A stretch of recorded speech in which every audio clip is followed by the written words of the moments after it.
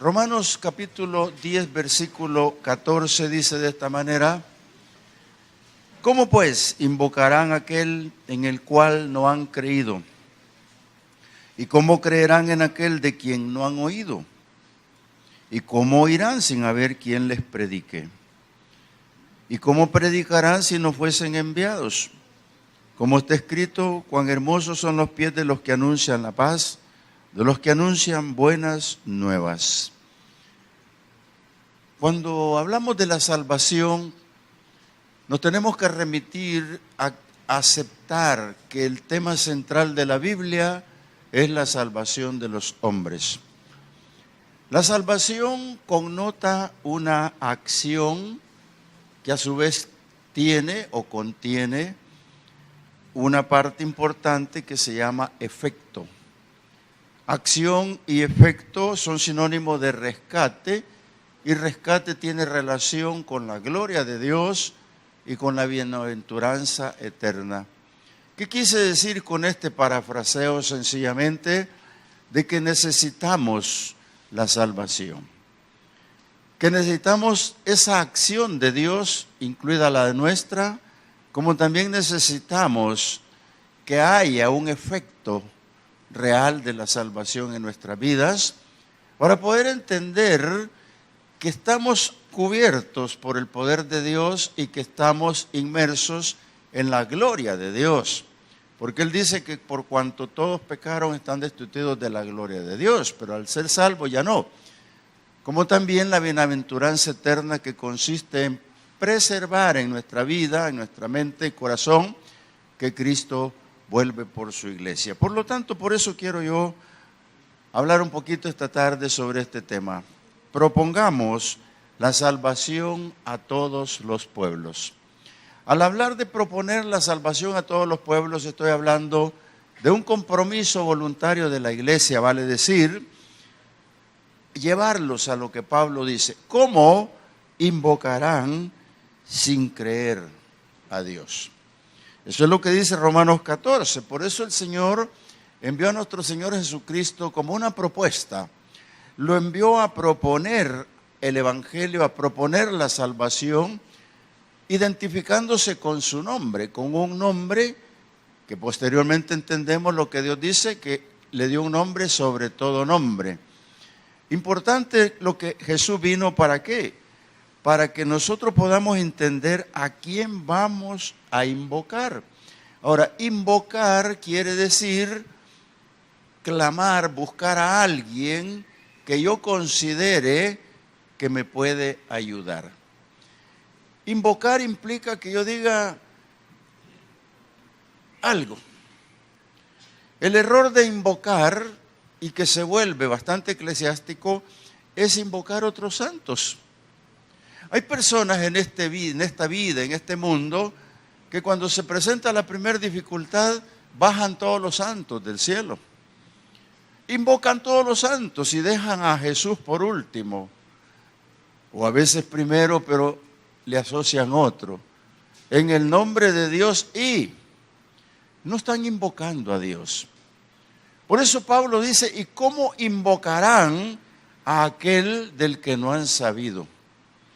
¿Cómo van a invocar a cuál en el que no han creído? Hermanos, si usted comienza por darse cuenta que cree en Dios, no tiene por qué invocar a otro.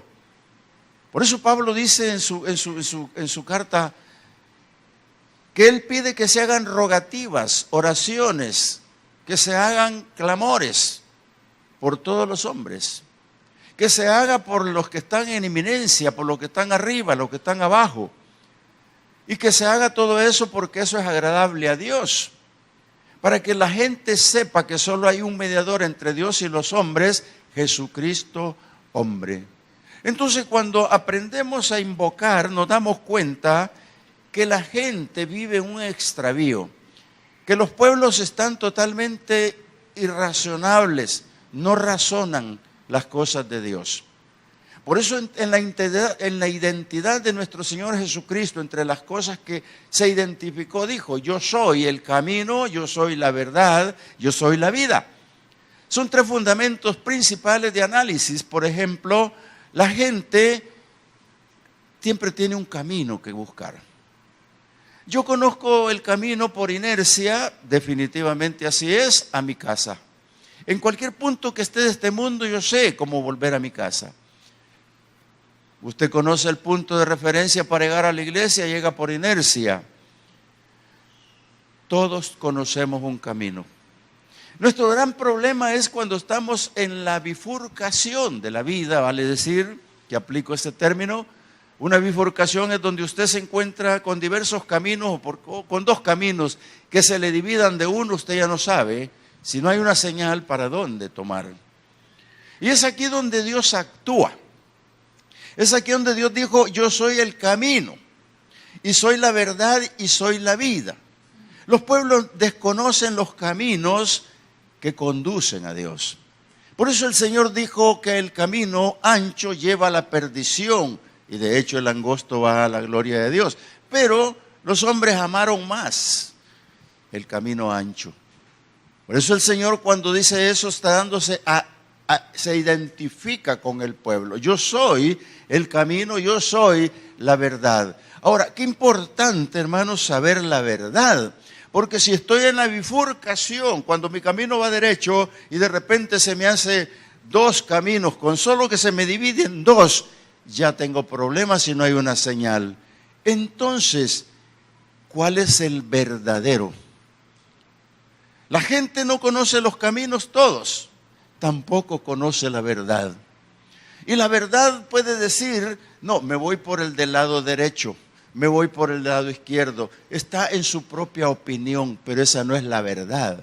Cuando Dios te guía, amado hermano, hermana, te va a poner en el camino correcto. Y es lo que el Señor quiere decir cuando habla de invocar. Cuando Pablo está diciendo: ¿cómo pues invocarán a aquel en el cual no han creído? Viene otra pregunta importante: si se cruzara alguien por ese camino y tú le dijeras: mira, yo estoy perdido, hay dos caminos y yo voy a tal parte, ¿cuál debo de tomar? Y te dice: toma este. Y si no te dice la verdad, y te vas por un camino largo, largo, y no llegaste a tu destino.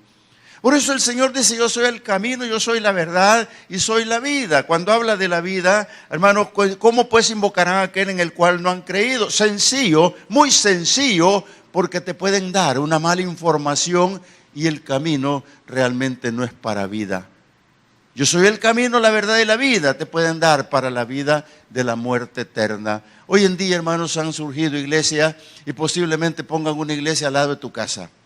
Pero tú, como no tienes a quién invocar, como no te has dado cuenta, y el pueblo de afuera no sabe a quién invocar, le venden la pomada con el dedo. ¿Sabe lo que es eso? Venderle la pomada con el dedo. Se la ponen a probar en la lengua con su propio dedo. Pero es el pueblo que está despierto, conociendo la doctrina, en una estructura como la iglesia Josué, tan linda, preciosa, con un dinamismo del Espíritu Santo, con un mover de maestros, con un mover de gente importante para las clases y todo eso. Estos hombres están en la realidad. Pero ¿cómo creerán al anuncio del Señor? Porque aquel pueblo antiguo, hermanos, se remitió, Pablo se remite mucho a la parte antigua de la Biblia, se remitía justamente cuando Isaías en el capítulo 53:1 dice: ¿quién ha creído a nuestro anuncio? Ahí lo tiene. ¿Quién ha creído a nuestro anuncio? ¿Y sobre quién se ha manifestado el brazo de Dios? Esa pregunta que lanza el profeta Isaías data de 900 años antes de venir Cristo. Y el Señor ya estaba preguntando por qué dudaban. Y usted lee todo lo que sigue de Isaías 53 y se da cuenta que es la profecía mesiánica más completa de un futuro de lo que el Señor Jesús sería. Pero ¿quién ha creído? Hermano, cuando nosotros vamos a ir por la calle, no vamos a llegar con esa profecía, porque no la van a entender, pero vamos a llegar con el anuncio de Jesucristo, que Dios lo mandó en su tiempo y que está aquí. Porque nosotros, hermanos, sabemos que la profecía antigua dice: que iba a ser menospreciado. Al leer el siguiente versículo después del 2, nos damos cuenta que iba a ser menospreciado. Hoy en día menosprecian a Jesús. Hoy en día menosprecian la doctrina. Hoy en día están menospreciando la iglesia, hermanos, pero para eso se levanta la iglesia con poder, para eso se levanta la iglesia, para que tengan a quien invocar. ¿Por qué? Porque ¿cómo pues invocarán a aquel en el cual no han creído? Note usted la gran distancia entre invocar a alguien a quien le ha creído.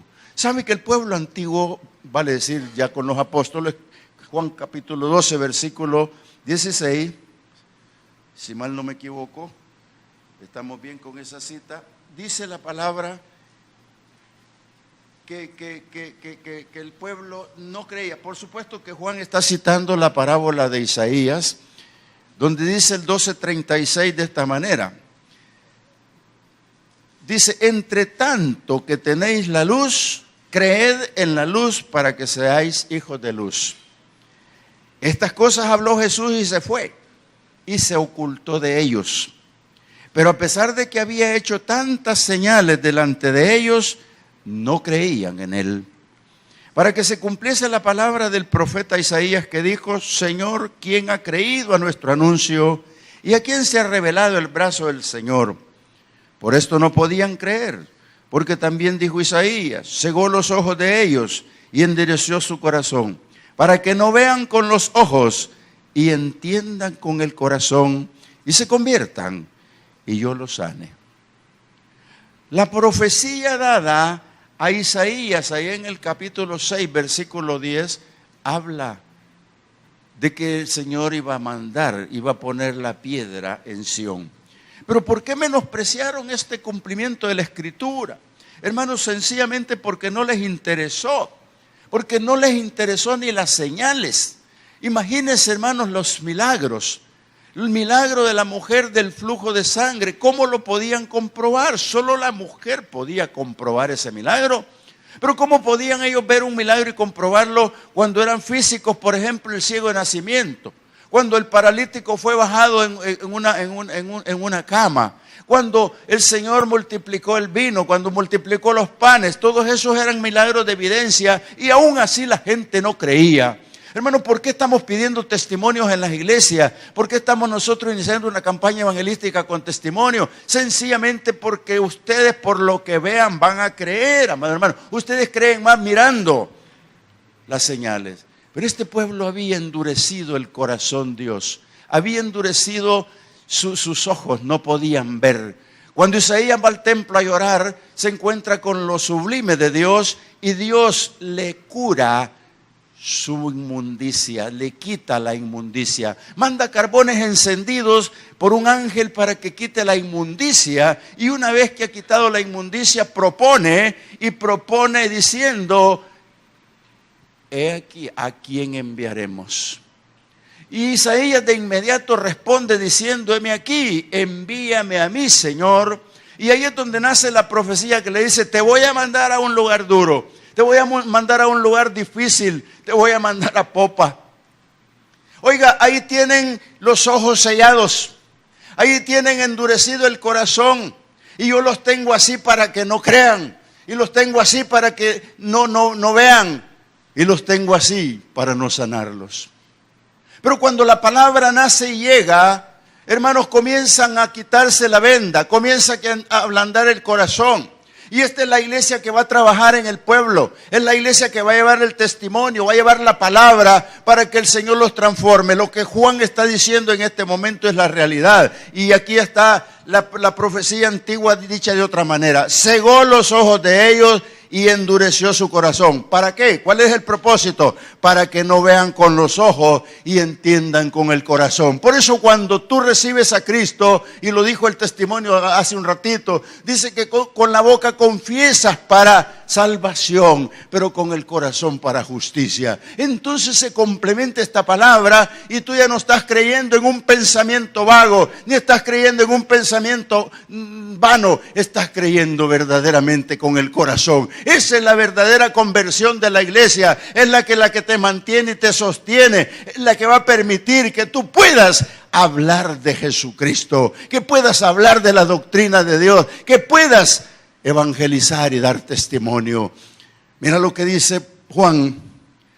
Isaías dijo esto cuando vio su gloria y habló acerca de él. Con todo eso, aún de los gobernantes, muchos creyeron en él. Imagínese usted. Pero a causa de los fariseos no lo confesaban para no ser expulsados de la sinagoga, porque amaban más la gloria de los hombres que la gloria de Dios. Qué terrible, hermanos, un pueblo cegatón, un pueblo que no quiere ver.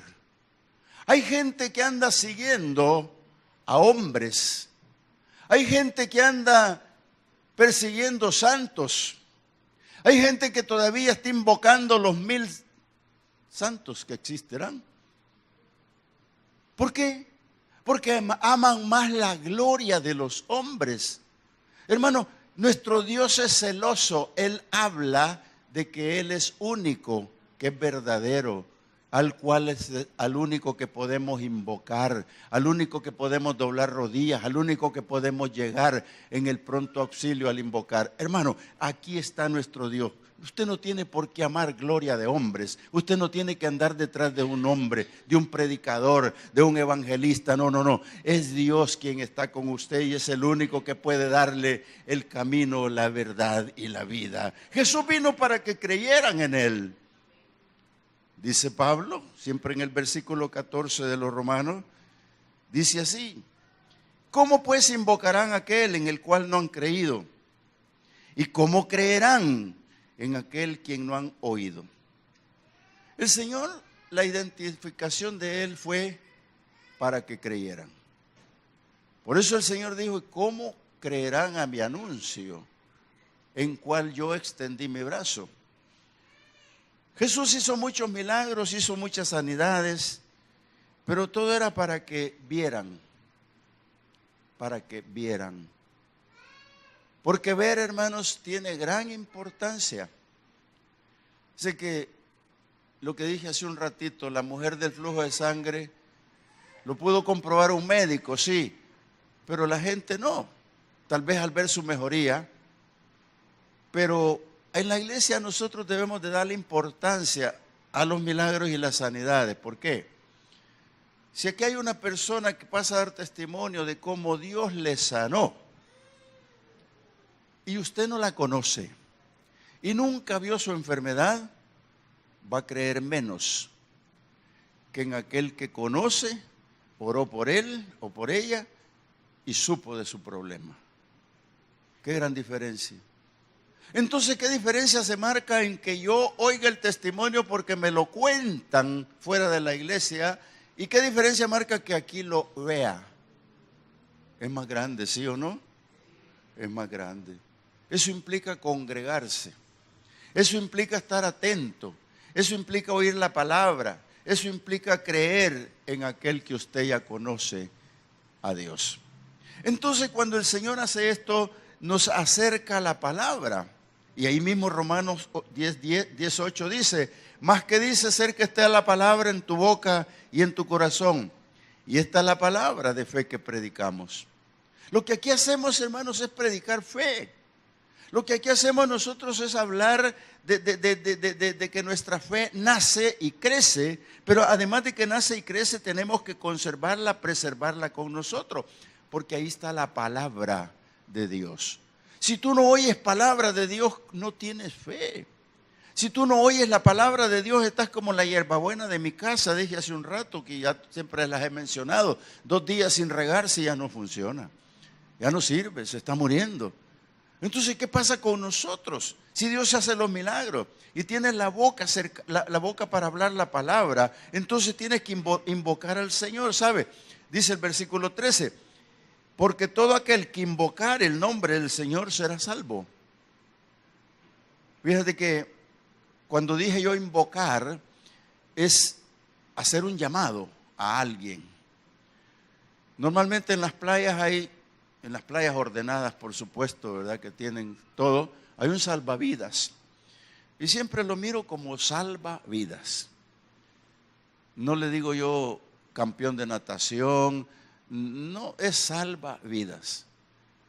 Porque Él está con el ojo avisor cuando alguien pasa y Él ve las corrientes de agua y le pita y le dice ya no vaya más allá. Y no obedece, ya su atención está en Él. Porque entre más aguas profundas alcance, menos probabilidades de salvarlo tiene. Entonces cuando hablamos de salvar vidas y ese hombre se vuelve importante, ¿qué hace usted cuando se está ahogando? Por supuesto, si es cristiano me va a decir, yo invoco al nombre de Dios, pero allá afuera hay un salvavidas. ¿Acaso su palabra no es auxilio? Espero que no haya ninguno con testimonio de ahogamiento aquí, ¿verdad? Pero he visto casos. Y he visto casos que cuando los logra sacar el salvavidas, ya no viven. ¿Cuántos de esos hay en la calle, hermanos? ¿Cuántos se están ahogando en alcoholismo? ¿Cuántos se están muriendo por la droga? ¿Cuántos están en la prostitución? ¿Cuántos están en la idolatría? ¿Cuántos están en el paganismo? ¿Cuántos están en ritos satánicos? Y la iglesia acomodada. Y Pablo dice, ¿y cómo pues creerán en aquel que no han oído?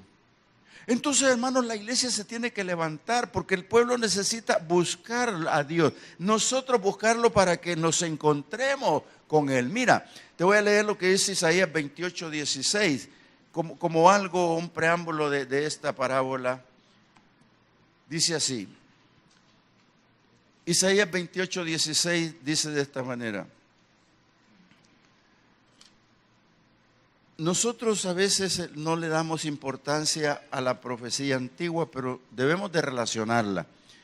Dice el Señor, aquí yo te he puesto en Sión por fundamento una piedra probada, angular, preciosa, de cimiento estable, y el que creyere no se apresure. Pero lo que nosotros acabamos de leer es que dice que el que creyere no será avergonzado. Amado hermano, cuando hablamos de no avergonzarse, versículo 3 estoy leyendo acá. Porque todo aquel que invocar el nombre del Señor será salvo.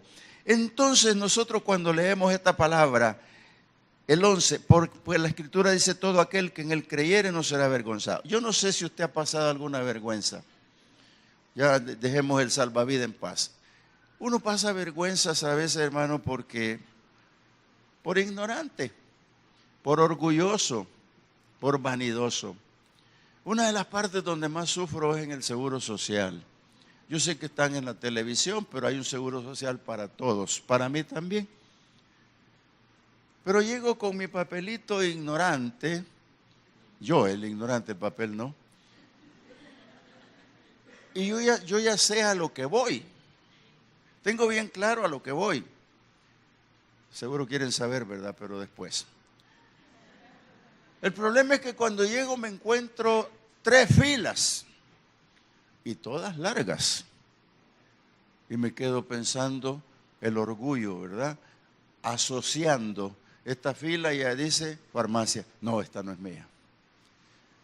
Pero me voy a la otra y leo ahí al final y me quedo pensando, no, pero puede ser. Puede ser que sí, que no. Y veo la otra, un nombre de los que usan de medicina. No lo entiendo. Ya estoy en duda, ¿no?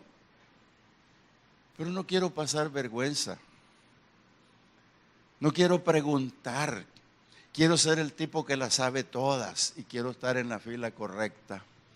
Y me pongo ahí por orgulloso y llego, aquí no es para ser el siguiente. Oiga. Qué vergüenza, ¿verdad? Pero qué vergüenza no será cuando aquella persona se muere y su espíritu y su alma tienen que subir al cielo. Y qué vergüenza no será que el Señor les diga, no os conozco, hacedores de maldad, fuera.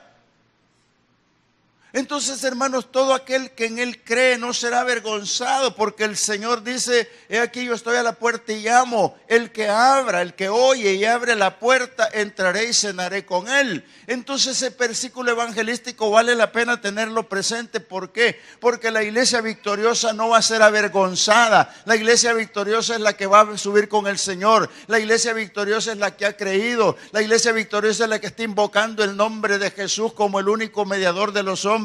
Es la iglesia que está en la victoria porque ha sido lavada por la sangre del Cordero y lo está creyendo y está segurísima de que ella tiene su victoria en esta tierra y en el cielo mucho más. Amado hermano, esta es la palabra de Dios que vamos a predicar, que vamos a testimoniar, que vamos a llevar al pueblo, porque el pueblo puede ser avergonzado y nosotros no estamos haciendo nada. ¿Acaso no me da vergüenza? La campaña de ayer, yo tuve que estar en una boda, oficiando una boda que estaba programada desde el año pasado, y la campaña pues salió, coincidimos y no pude estar ahí. Estuve con los hermanos monitoreándolos y estuvimos orando durante un buen rato aquí, meses digamos, para la campaña. Y yo me alegré. Era el hombre más cansado y más feliz anoche, porque cuando me llamaron para darme el dato, me llamó Nelson, y le dije: yo quería oír eso, que hubo conversiones. Porque cuando ha habido conversiones, además de que hubo fiesta en mí, en el cielo hubo una fiesta tremenda. Y la iglesia debe sentirse gozosa porque los convertidos son jóvenes. Y justamente necesitamos que los jóvenes se conviertan porque son los más perseguidos por el enemigo. Estos no van a ser avergonzados. Pero vuelvo a lo mismo, Pablo dijo: ¿cómo pues invocarán a aquel en el cual no han creído? Ahora ellos ya creen. ¿Y cómo creerán en aquel de quien no han oído? Ya lo oyeron. Entonces, hermanos, sigamos con la importancia que tiene esta parte de buscar al Señor. ¿Cómo invocarán? Dice la palabra. La iglesia tiene que estar comprometida anunciando el evangelio de día y de noche. La iglesia tiene que estar comprometida en el lugar donde está asentada su colonia, su casa, para predicar el evangelio. Es importante recordar lo que el Señor dijo: id y predicad el evangelio, id y haced discípulos a las naciones, enseñándole todas las cosas que yo les he enseñado. Hermanos, pero no nos podemos quedar como en la gaveta todas las cosas metidas ahí. El Señor dice allá en Lucas 24, si lo puede poner, 44, 47, dice que el Señor murió y resucitó. Y si murió y resucitó, dice, para que se predicase este evangelio para arrepentimiento y perdón de los pecados. Estas son las palabras que les hablé cuando estaba con ustedes. Era necesario que se cumpliese todo lo escrito de mí en la ley de Moisés y los profetas. Lo hemos estado viendo en Isaías. Mire lo que sigo adelante de eso. Dice: entonces les abrió el entendimiento para que comprendiesen las escrituras. Sígalo pasando, varón. Y allí nos vamos a encontrar al final que dice que fue necesario morir, resucitar, para que se predique este evangelio para arrepentimiento y perdón de los pecados. Entonces, hermanos, nosotros tenemos que hablarle al pueblo de arrepentimiento. Debemos de hablarle de que hay perdón de pecados. Porque nosotros que ya estamos acá, sabemos que la fe es por el oír la palabra de Dios. Ahí mismo en Romanos capítulo 10, versículo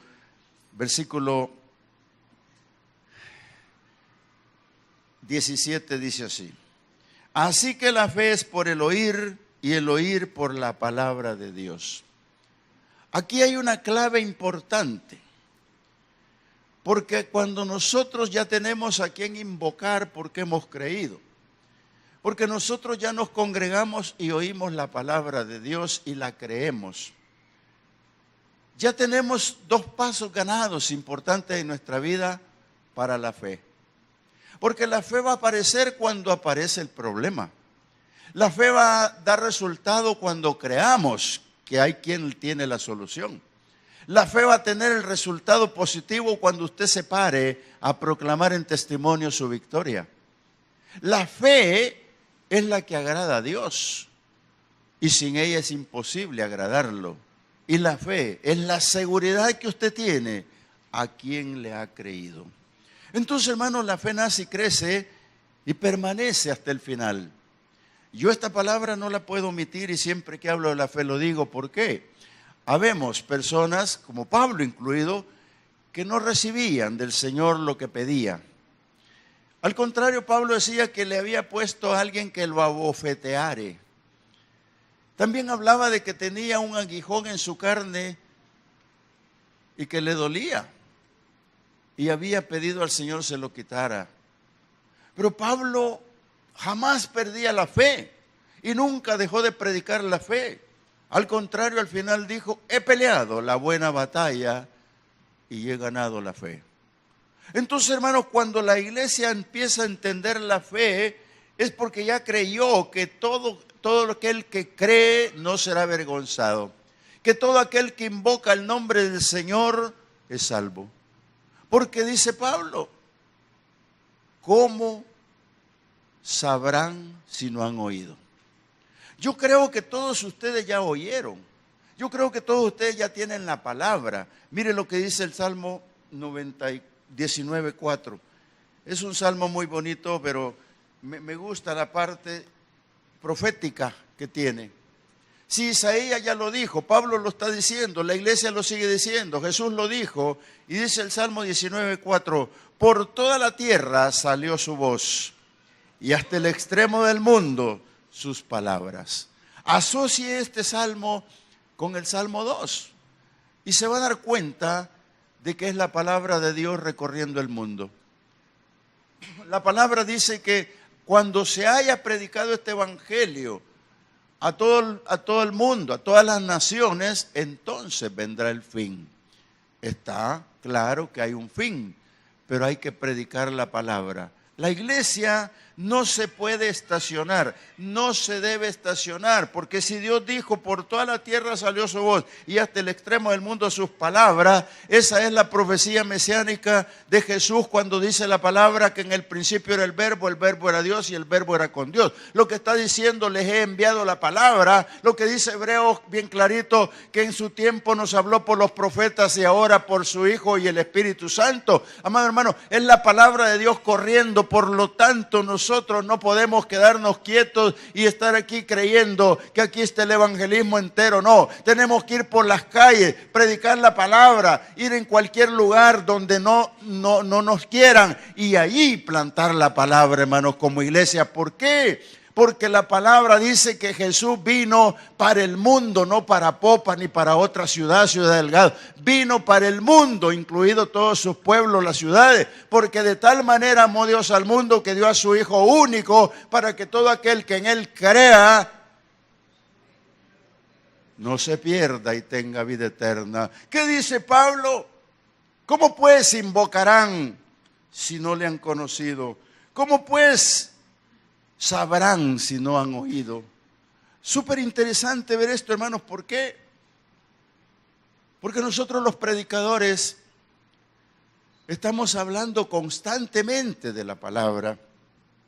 La exponemos de una forma o de otra, pero corremos el riesgo de que no todos la asimilan. Es posible. Jesús tenía 12 discípulos, uno se le perdió. Pero hay uno que me llama la atención, que no se le perdió, pero había estado en todas las cátedras del Señor. Había ido a predicar cuando el Señor lo mandó. Pero ¿por qué razón cuando el Señor muere se aparta? Hay mundo que nunca se da cuenta de la muerte de Cristo. Hay muchos que no se han dado cuenta que resucitó. Y Tomás, cuando se presenta el Señor al primer grupo, en el capítulo 20 de Juan, cuando se presenta al primer grupo, Tomás no está ahí. Los discípulos se ven obligados a decirle, mira, el Señor nos visitó. ¿Y Tomás qué dijo? Yo no creo. Yo no lo creo. Hermanos, ¿Cuántos años llevamos en la iglesia y todavía tenemos la palabra no creo? ¿Cuántos años tenemos de estar estudiando teología y posiblemente hay cosas que no creemos? Tomas un gran teólogo y dice, yo no creo. Y se ve en la obligación el Señor de aparecerse cuando Él está. Y cuando Él está, pasa la vergüenza de su vida.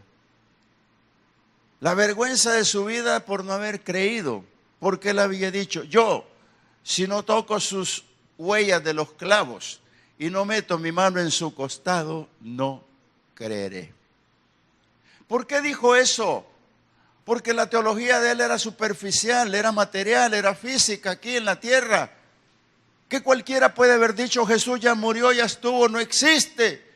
Como dicen muchos en el mundo, el profeta, el gran hombre de Dios, pero no, vive, está muerto. Hermanos, el error más grande es ese. Cristo resucitó y Cristo vive para la gloria del Padre, porque Él es el Redentor de la humanidad. El pobre Tomás pasó por ese problema. Mi problema acá sobre esta tierra es ¿cuántos estarán no creyendo? ¿Cuántos estarán afuera dudando de esta muerte expiatoria? ¿Cuántos estarán afuera sin conocer a Jesús? ¿Cuántos estarán afuera sin oír la palabra de Dios? ¿Cuántos estarán muriendo sin Cristo? Amado hermano, este es el dolor que tiene que entrar en el detalle de nuestra vida. Mira, yo que he estado trabajando con el terreno, vengo a comer al mercado. No tengo otra alternativa, ¿verdad? Pero mi señora se pone a orar para que no vaya porque me enfermo. Pero bendita comida, hay variedad y de todo. Y el viernes fui a almorzar por ahí. Había una mesa solo para mí. Y un hermano estaba almorzando por allí. Y me dijo, hermano José. Y yo le, hola. Y él estaba con otras personas. Entonces me quedé por ahí almorzando, pero oyendo. Y estaba en una discusión tremenda un hombre con los de la mesa. Y yo dije, el hermano Jesús se llama, los está evangelizando. Y justamente los estaba evangelizando.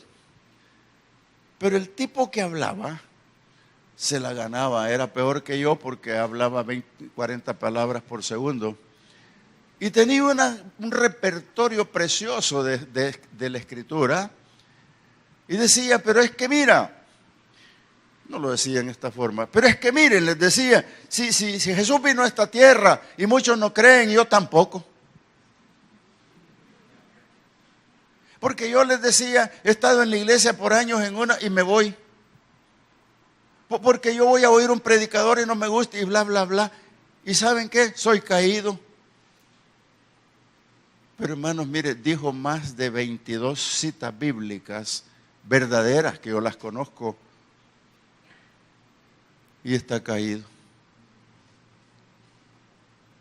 Hermano, ¿qué testimonio puede ser ese? Había como 8 personas escuchando, incluido yo. Pero ¿qué testimonio puede ser ese, hermano? ¿El de Tomás? ¿Será necesario que el Señor vaya ahí y les hable? No, son ustedes. Es la iglesia.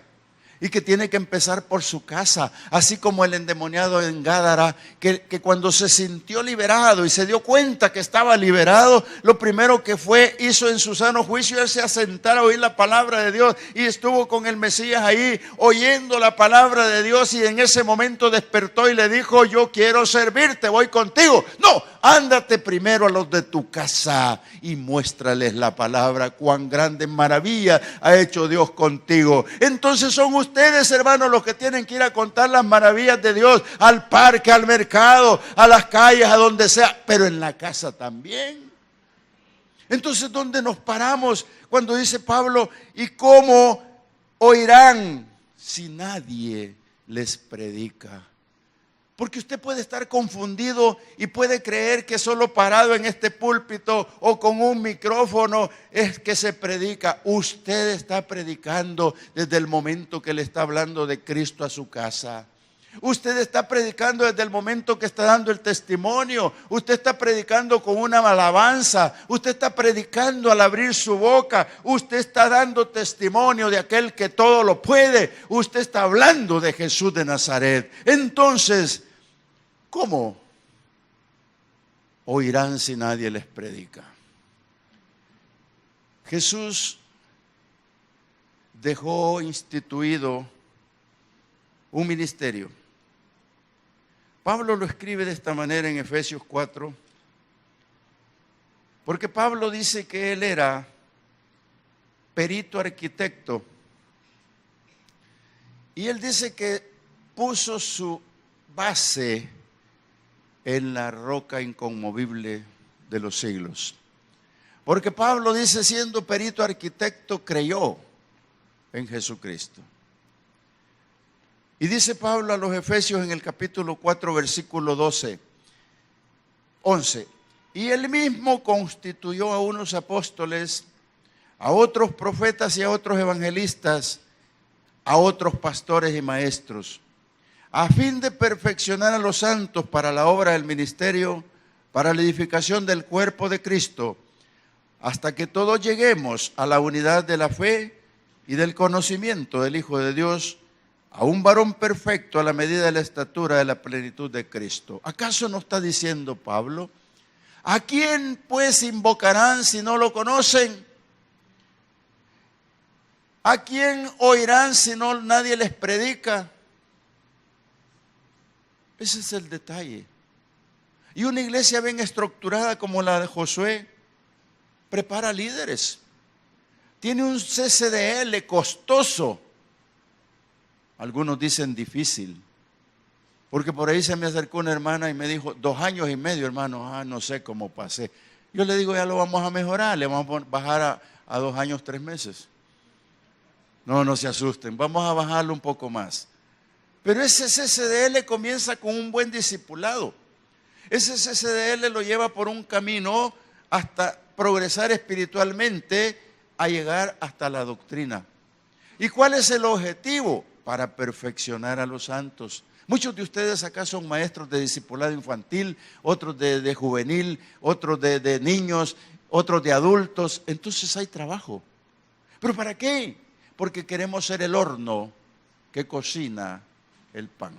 Queremos ser el horno que calientito saca el obrero para mandarlo a la mies. ¿Por qué lo queremos así? Porque la palabra sigue diciendo, hasta que todos lleguemos a la unidad de la fe de la que habla Pablo y del conocimiento del Hijo de Dios, para que tenga quien invocar, a un varón perfecto a la medida de la estatura de la plenitud de Cristo. ¿Para qué? Para que no seamos niños fluctuantes llevados por doquiera de todo viento de doctrina, por estratagema de hombres que para engañar emplean con astucia las artimañas del error. Aparecerá una iglesia a la par de su casa. Bendito sea el Señor. Pero revise la doctrina. Revise lo que se predica. Revise lo que se enseña.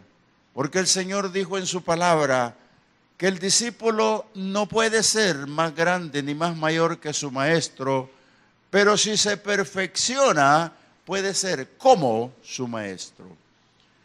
Muy importante una iglesia parada firmemente en la verdad, en la doctrina, una iglesia que pueda predicar, que pueda enseñar, que pueda ir, que pueda ser discípulos. ¿Por qué? Porque la iglesia está aquí donde vamos a albergar a todos los convertidos, donde vamos a llenar este lugar por conversiones genuinas, donde va a estar aquí un pueblo mayor adorando a Dios, un pueblo grande sirviendo al Señor. Ese es el pueblo que Dios busca, es el pueblo que Dios quiere y que trató de encontrar en la mujer en Samaria, que hubiese un pueblo que le honrara y le adorara en espíritu y en verdad. Amado hermano, hermana, la perfección de la obra para alcanzar la fe está en invocar el nombre de Jesús, predicar el nombre de Jesús, y muchos oirán la palabra, y el Señor dice, agregará a la iglesia los que han de ser salvos. Bendita salvación. Oh, gloria a Dios. Padre bueno, gracias. Te alabamos, Señor, y te bendecimos. Póngase en pie conmigo.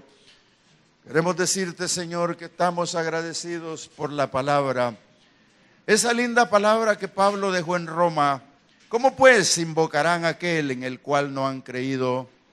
¿Y cómo creerán en aquel de quien no han oído? ¿Y cómo oirán sin saber quién les predique? ¿Y cómo predicarán si no fueren enviados?